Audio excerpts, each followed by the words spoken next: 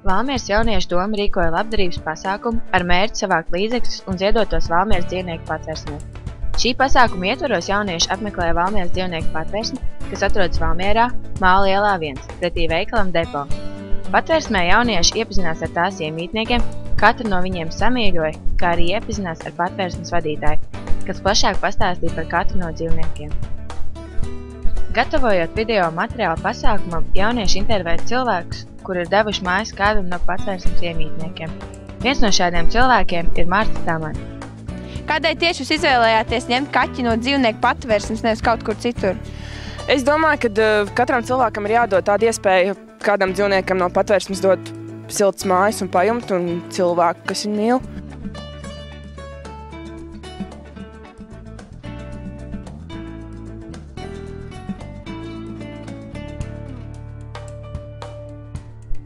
Labdarības pasākums sastāvēja no 2 daļām.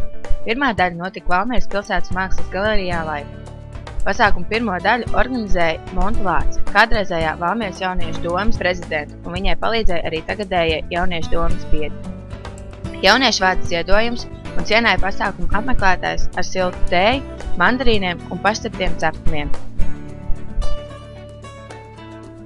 Pasākumu sākumā jaunieši atrādīja savu video materiālu no dzīvnieku patvērsmes. Taču pēc tam skatītājs priecēja akustiskais koncerts, kurā uzstājās mūziķis Kristaps Bedrītis un grupa De Capībaras.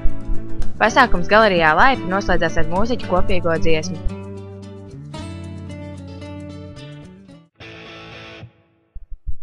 Otrā pasākuma daļa norisinājās muzikālajā bārā Čili. Šo pasākumu daļu varēja apmeklēt jaunieši sākot no 18 gadu vecuma, un ieejas maksa bija 1 lats, kas pēc tam nonāca ziedojuma kastītē.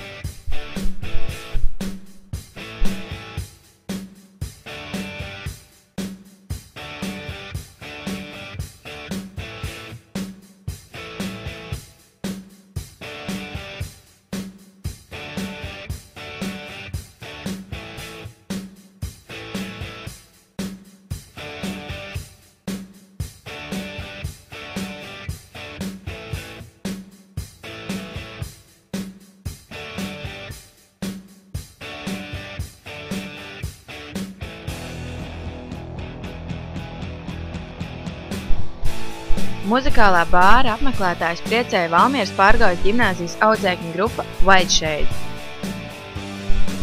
un viesmākslinieki no Rīgas grupa Dude Knows. Abu pasākumu laikā tika vākt ziedojumi un kopumā tika saziedot aptuveni 180 latu, kur tiks izmantot patvērsmes iemītnieku vakcinēšanai. Valmieras jauniešu doma cer, ka šāda veida pasākumi notiks katru gadu un veicinās cilvēkos vēlmi palīdzēt dzīvniekiem.